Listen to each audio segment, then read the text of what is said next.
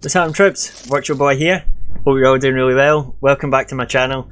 Today we're going to be doing something different again, totally outside of my wheelhouse, but I'm just going to give a quick summary of the Elder Scrolls novels, The Infernal City and Lord of Souls, because I just finished the audiobooks the other day and was just totally blown away with the experience. So, just a bit of background on my history with the Elder Scrolls, because it isn't very vast. I did get Oblivion when it came out years and years ago for the Xbox 360. However, I wasn't really that much into RPGs back then, so once I finished the tutorial, I was like, what do I do now? And then I never played the game again. Stupid, I know.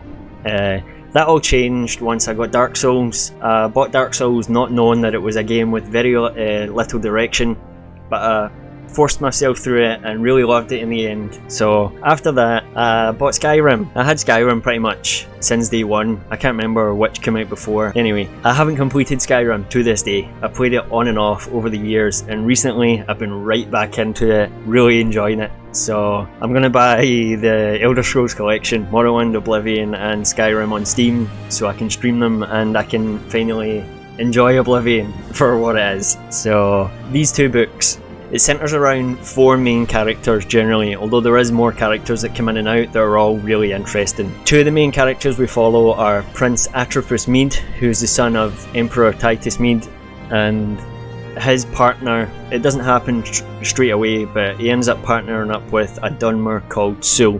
The other two main characters are Anaig, who is a Breton, and her best friend Mirglim, who is an Argonian.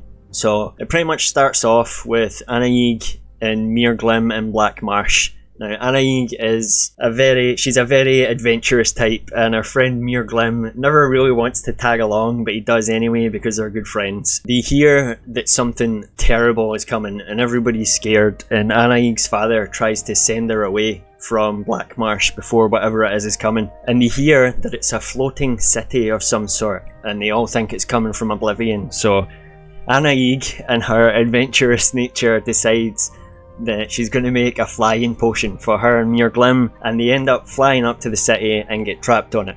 However, that's lucky for them because the city has tendrils hanging down below it which reach down to the ground, and they steal the souls of everyone on the ground, killing them and turning them into zombies. They call them wormies in the book because they're dead bodies and all covered in maggots. It kills everybody in Black Marsh essentially, and it's going to be going to the Imperial City. So Anaig and Mirglim are on the Infernal City. It's actually called Umbriel.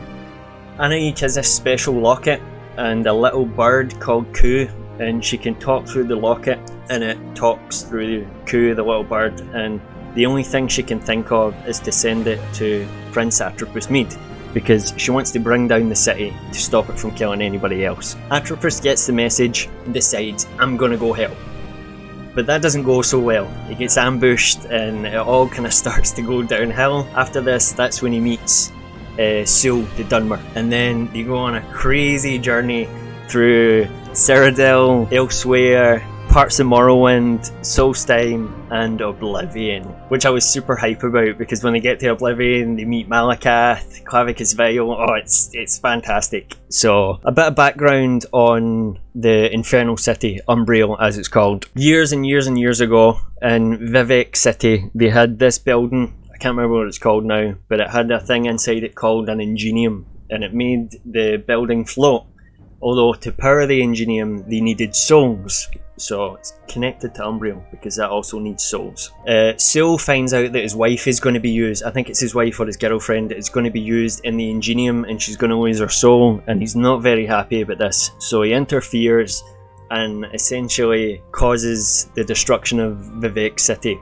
Although this guy called Vuhon tries to stop him, and in the course of this, Sul and Vuhon get sent into Oblivion and they spend like 40 years there getting tortured by Daedric princes and such else. While they're there, I'm sure it's Vuhon, tricks Clavicus Vile into putting some of his power into a sword, and then Vuhon somehow manages to escape Oblivion with the city. And he gains some of Clavicus Vile's power. Oh, it's madness. But that's pretty much all I'm going to tell you regarding that, because if I tell you any more I'll spoil it. But yeah, Atropos Mead and Sewell end up going across to try and save Anaig and Muirglim.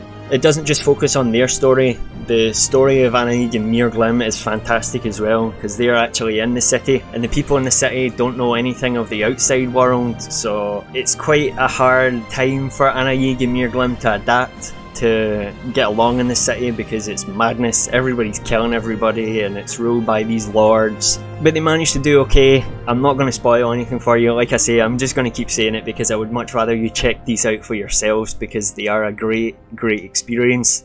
The author is Greg Keyes. He was in cahoots with Bethesda, so as far as I'm aware, everything is canon, nothing breaks the lore. The books take place, I think it's around 40 or 50 years after the Oblivion Crisis, but before Skyrim, so it fills in that period of time quite nicely. So if you're interested in the Elder Scrolls, I would highly suggest checking out these books. They are fantastic if you're into that kind of thing. The first half of the audiobook is available on YouTube.